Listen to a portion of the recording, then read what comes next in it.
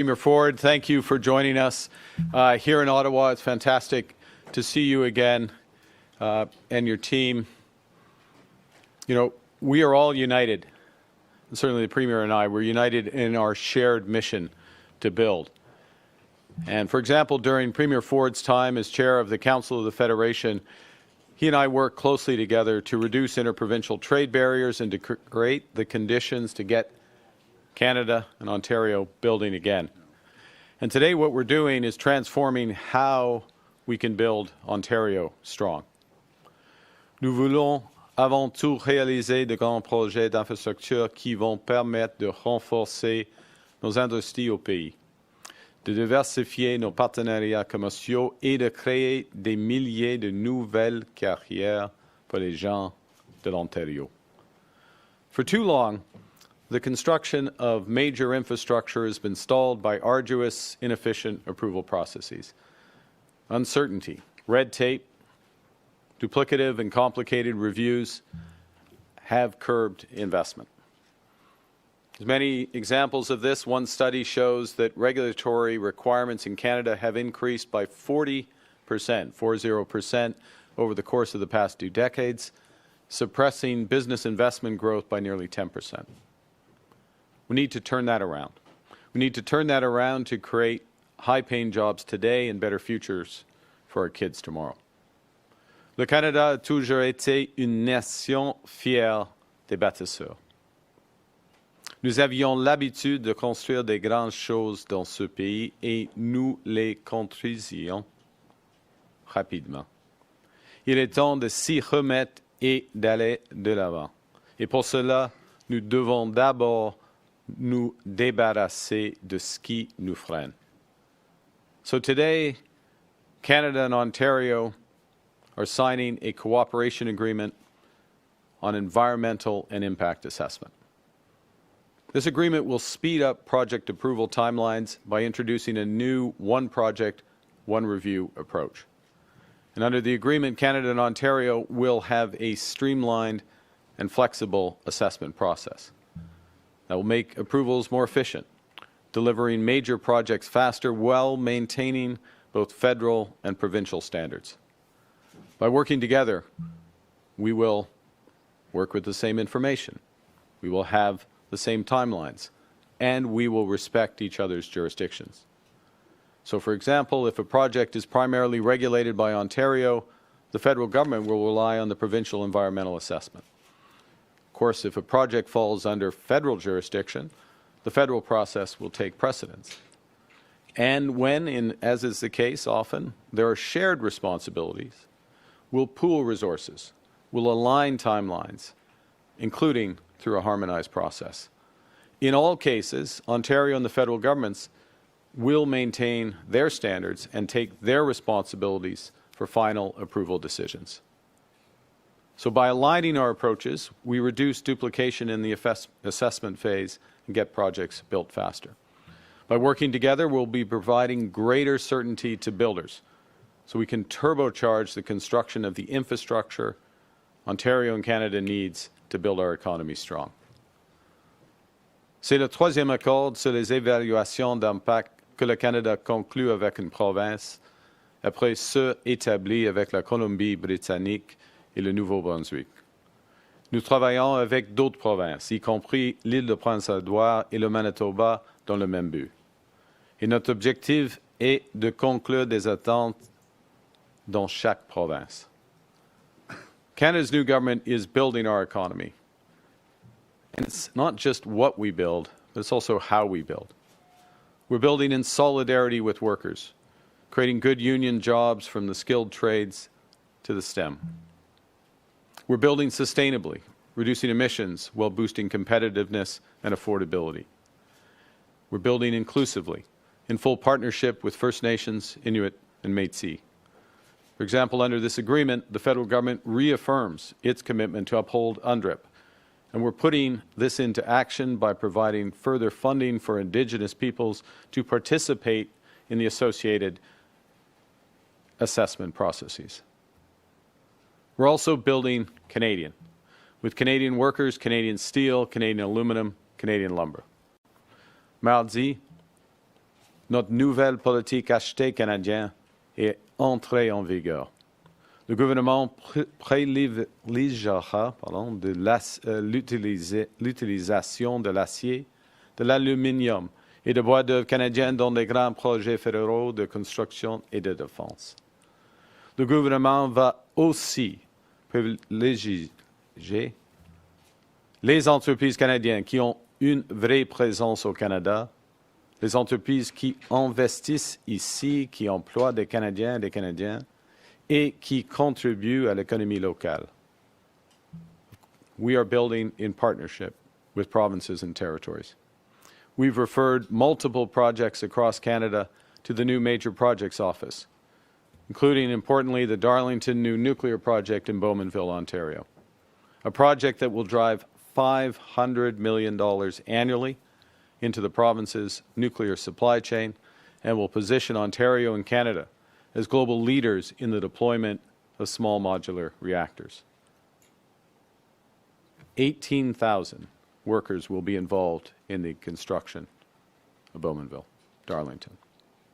Once built, the new reactor will power 300,000 homes with clean energy and sustain 4,000 jobs. The Major Projects Office will also accelerate Canada's production and processing of critical minerals. And crucially, in Ontario, the Ring of Fire has the critical minerals needed, for, amongst others, EVs, solar, wind, as well as defense applications. To conclude, in a rapidly shifting global economy, we can't control what other nations do, but we can control what we choose to do. And we are choosing to build Ontario strong and to build Canada strong. Thank you very much. Merci. And I now give you the Premier of Ontario. Prime Minister. Thank you, sir. Yeah, Go. Get out of the way. yeah. Well, first of all, good morning, everyone. And I just want to start by thanking Prime Minister Carney for hosting me here today in beautiful Ottawa. And yes, I'm going to visit the mayor right after this. It's great to be back here again alongside Minister McCarthy and Minister Bethlenfalvy, somewhere around there. We're talking fine. There you are, Minister. As we continue to stare down President Trump's tariffs and ongoing economic uncertainty, I'm just so pleased to be here today with Prime Minister Carney to celebrate a true milestone on our mission to unleash our economy, create jobs, and build nation-building projects. When Prime Minister Carney took office, he promised to do things differently. He promised to work with provinces and territories to eliminate federal duplication so we can get shovels in the ground sooner, to create jobs and opportunities for workers in every part of this country. Today, Prime Minister Carney has kept his promise. And Prime Minister, I want to thank you on behalf of the people of Ontario and on behalf of the people of Canada. Today's announcement is transformational. Projects that required overlapping provincial and federal review will now have a one project, one process, and this last one is so important.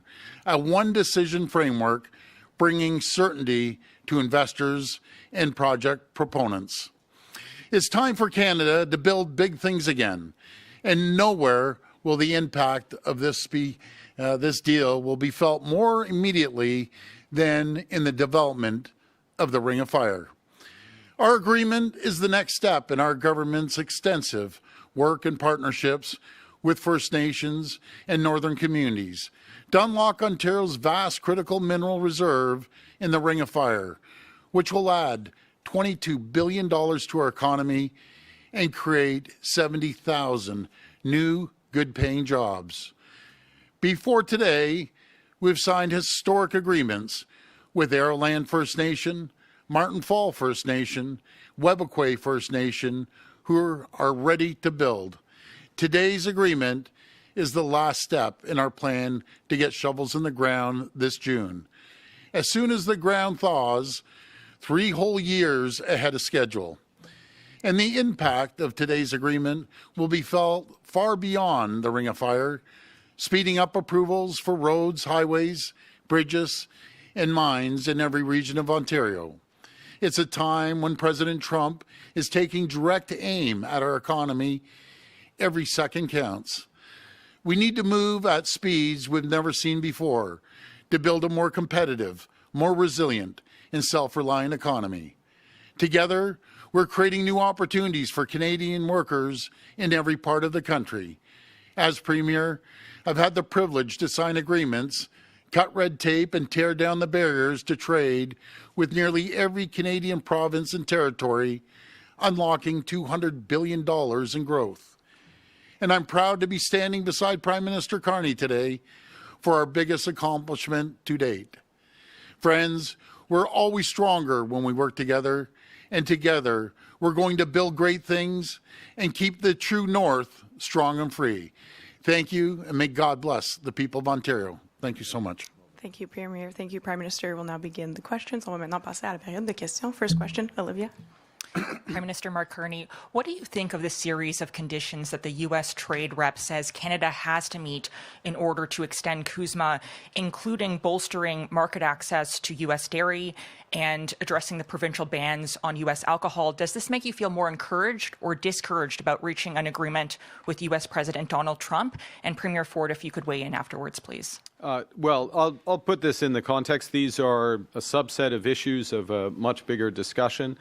We've been clear about our approach to supply management. We continue to stand by that. We'll continue to protect supply management.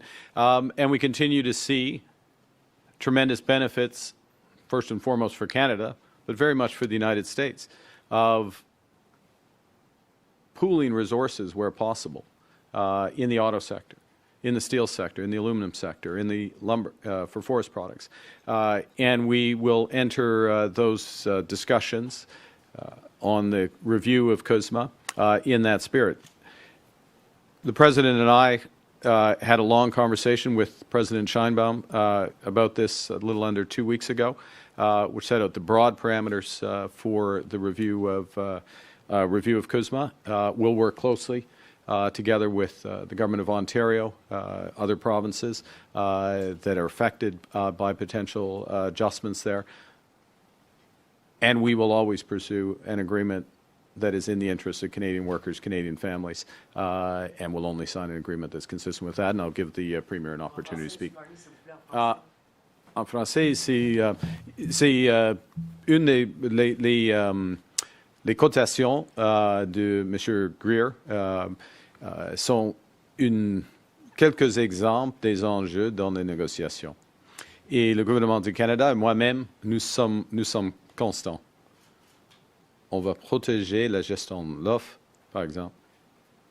On va continuer d'avoir des discussions, de trouver des occasions pour notre secteur de l'aluminium, de l'acier, de l'automobile, de bois d'œuvre et d'autres secteurs, du secteur aérospatial. Il y aura des discussions complexes pendant la prochaine année. Et le président Trump, moi et Mme Sheinbaum, la présidente du Mexique, nous avons eu une longue discussion sur quelques aspects de processus de revue de l'ACM. Et je laisse la parole à M. Ford. Thank you. Well, regarding trade, obviously, I have full confidence in the Prime Minister and his negotiating with President Trump. As for alcohol, we've seen wine sales go up 76%. They're having a record year. The grape growers are having a record year. Small, large wineries are having a record year. Distilleries are. And when the Prime Minister and President Trump come up with a great deal for both countries, we'd be more than happy to bring in some maybe Kentucky bourbon. But until then, we're going to hold off. Follow-up?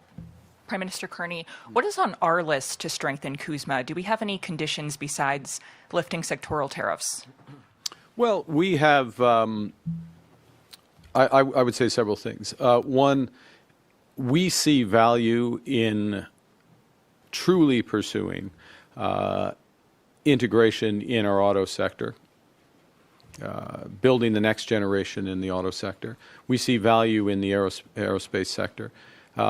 We see value to both countries. I'll give you a concrete example with respect to aluminum, which is that in effect, Canadian exports of aluminum to the United States saves the United States the equivalent of 10 Hoover dams of electricity. This is just sensible for both countries. But in order for, and there are many other examples of where working together makes the two economies, the three economies in the case of CUSMA, stronger. But in order for the United States to have those advantages, we need secure market access, and we need stable market access, a return to a degree of certainty. So we need a structure that aligns the incentives across both sides of the border, particularly on the American side, that will provide consistency of that market access. There are many, many opportunities to grow our economies together, and I haven't touched yet on emerging strategic sectors, critical minerals. We're talking about the Ring of Fire today. That is an opportunity, first and foremost, for the people of Ontario, including Indigenous peoples resident in Ontario. It's an opportunity for Canada. It's a potential opportunity for the United States, but it's not an assured opportunity for the United States. It's part of a bigger discussion in terms of our trading relationship, because we have other partners around the world, in Europe, for example, who are very interested in participating in those value chains. So there's a broad set of things that work for Canada, but if I were to boil it down to one element, which is as we define the new trading relationship, to have an alignment of incentives so that that certainty is reestablished for Canadian businesses, Canadian households. And that may be a different set of activities than we had before. Next question, Mike.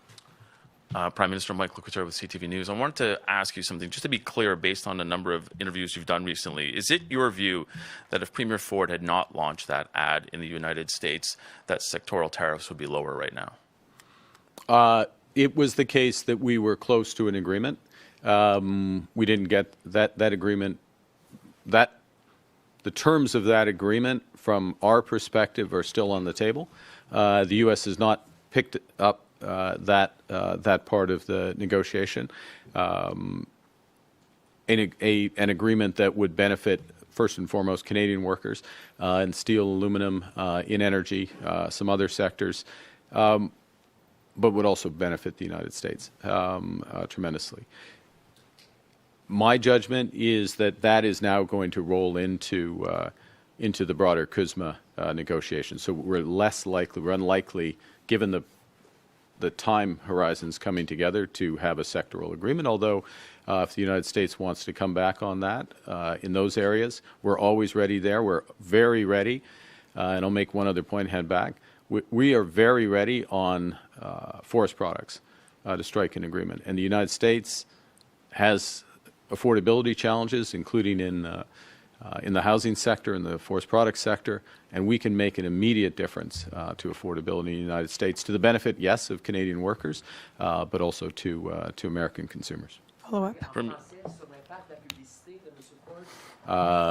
C'était le cas que nous étions près d'un accord avec les Américains en ce qui concerne l'acier et l'aluminium, puis l'énergie, quelques d'autres aspects. Et ce deal-là reste sur la table, demeure sur la table par la perspective de mon gouvernement. Mais la situation actuelle, c'est plus probable que les États-Unis, pas les États-Unis, mais toutes les négociations soient dans le processus de revue de l'ACM. Follow up. I think Premier Ford wants to speak first. Well, number one, that was the best ad that's ever been run, 12.4 billion views. We wanted to bring it to the attention of the American people. And be very frank, it was President Trump. If he didn't comment on it, rather than 12.4 billion views, it might be 12.4 people viewing it.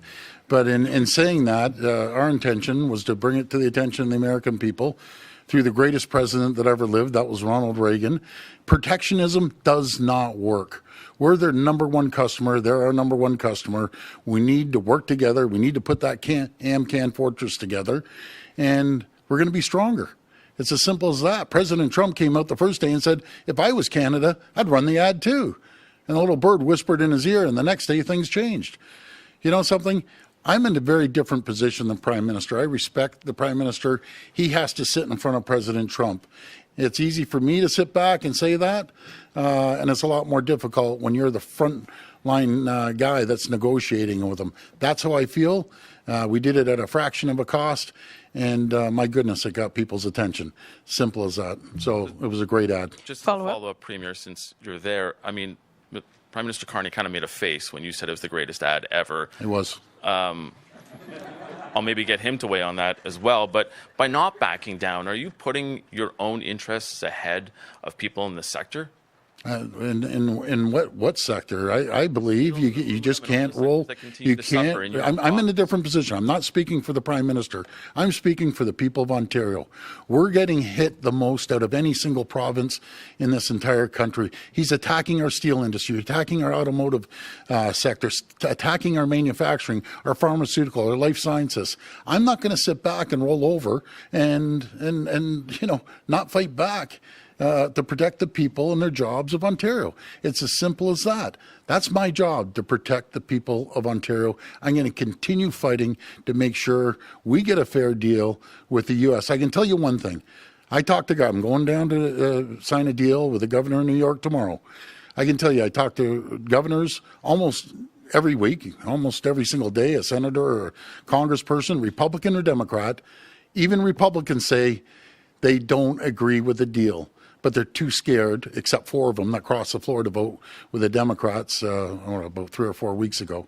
So I'm gonna fight like I've never fought before to protect the communities in Ontario, protect their jobs, and protect the people. It's as simple as that. Prime Next Minister, question. Did you want to weigh in on the face? Well, I think we should.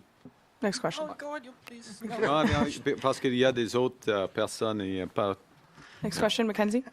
Mackenzie Gray with Global News. I just want to follow up on what your answer to Mike was. You were not expecting that there's going to be any kind of sectoral agreement with the U.S. government, that the tariff deal will be done at the CUSMA table? These processes are coming together now. It's possible. We're ready. We could, if the U.S. wanted to sit down this weekend, we could sit down this weekend and hammer out a sectoral deal. I'm confident of that from our side. But there is now a process.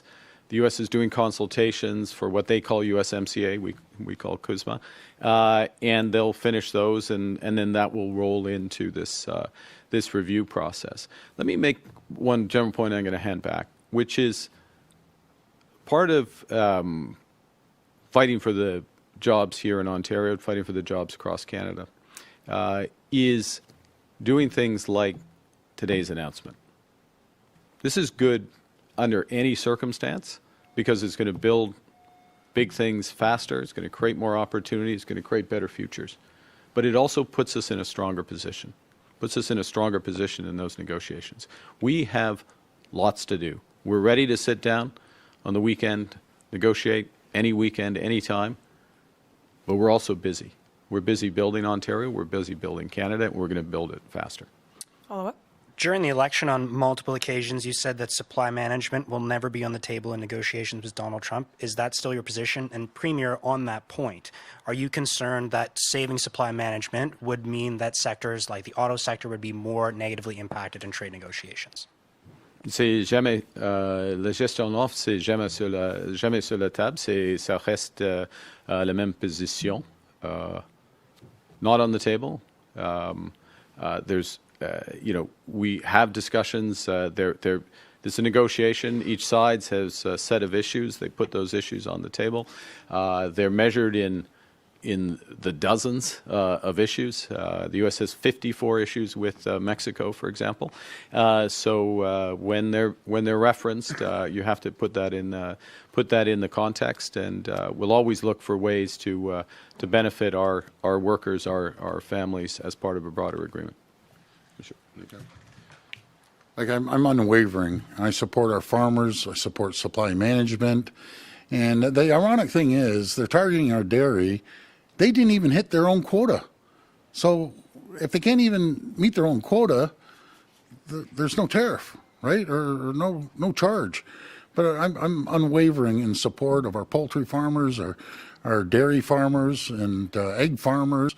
I know beef isn't part of it, but I support the beef folks. I love our farmers. They're the backbone of our country.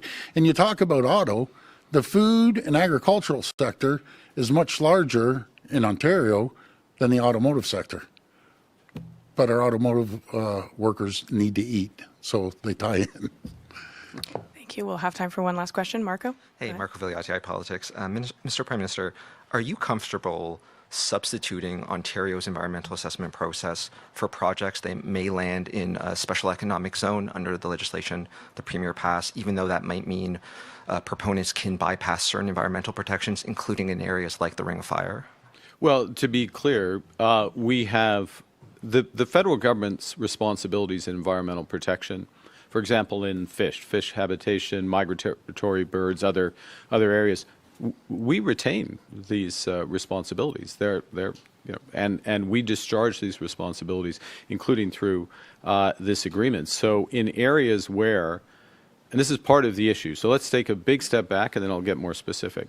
Part of the issue that has bedeviled projects is you have the province of Ontario doing their job, sometimes in a sequence of decisions across, it can be labor standards, it can be Indigenous consultations, their own environmental responsibilities.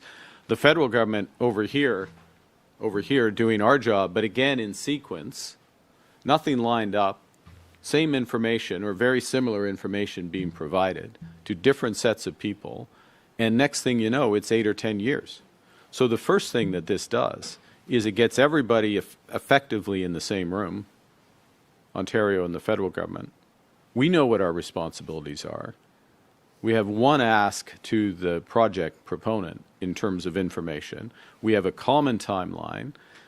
We leverage each other's resources. And then it drives to a single decision-making process at the end. But in terms of our responsibilities, whether it's on environment, our responsibilities for Indigenous consultations under Section 35, the Constitution responsibilities, we discharge those, but in a much more effective and efficient way. En français, sur le cercle de feu, Monsieur Carney. En ce qui concerne le cercle de feu, oui, il y a des... dans cet exemple, et c'est un exemple très important, il y a des enjeux pour le gouvernement fédéral. En ce qui concerne, par exemple, des oiseaux, des poissons et des consultations à l'échelle de 35 de la Constitution avec les peuples autochtones. Okay? Mais, alors, on garde ses responsabilités, on respecte, comme gouvernement fédéral, nos engagements, nos responsabilités. Mais on crée en même temps un processus, une seule processus, une seule éventail de renseignements et un processus plus efficace avec une décision. Et dans ce contexte, des décisions, une décision du gouvernement fédéral en ce qui concerne nos responsabilités et en même temps des décisions du gouvernement de l'Ontario pour celles responsabilités. Okay? Ça marche. Last follow-up to Marco. And Mr. Prime Minister, earlier this month you said there's a window to get in a replacement to Kristen Hillman as ambassador to the U.S. before those CUSMA negotiations start. When can we expect to see an ambassador named officially? And Mr. Premier, maybe I get you to weigh into if there's any advice or guidance or names you suggested to the Prime Minister. Well, I think I should hear the Premier's answer before I answer your question. Yeah, no, this falls under the Prime Minister's domain, and I'm confident that he's going to make a right decision. But this is a great announcement today, folks. This is two governments working collaboratively together. To answer your earlier question, the Ring of Fire, the environmental assessment is being done by the First Nations. The Equity Partnership is by the First Nations. There's no one more anxious to get this done than Webequie, Arrowland, and Martin Falls. They're quite excited to move forward. I want to thank the Prime Minister for his collaboration and cooperation. But these are the things we have to move against President Trump and the world. We have to move faster, quicker, immediate, and you can't duplicate everything. We work together and led by the First Nations, which we have a phenomenal relationship with. And we're going to start moving forward. Two things Americans want and the world wants. They want our critical minerals, better known as rare earth minerals down there, and they want our energy. That's the common theme down there. And we're leading the G7 in nuclear, small modular reactors, but we're leading the world in nuclear, clean, green, reliable energy. So we're going to build on that. And our critical minerals are going to get them out of the ground. We aren't going to rip and ship like a lot of times that's happened. We're going to make sure that we refine it here in Ontario and then have an opportunity to sell it to the whole world. Those are two of our key strengths, negotiating tools that we have. But again, I want to thank the Prime Minister for his cooperation on this, and this is great for the entire country. So thank you, Prime Minister. Thanks for having us by today. That's exactly what I was going to say. We're going to move to the signing ceremony now. Thank you.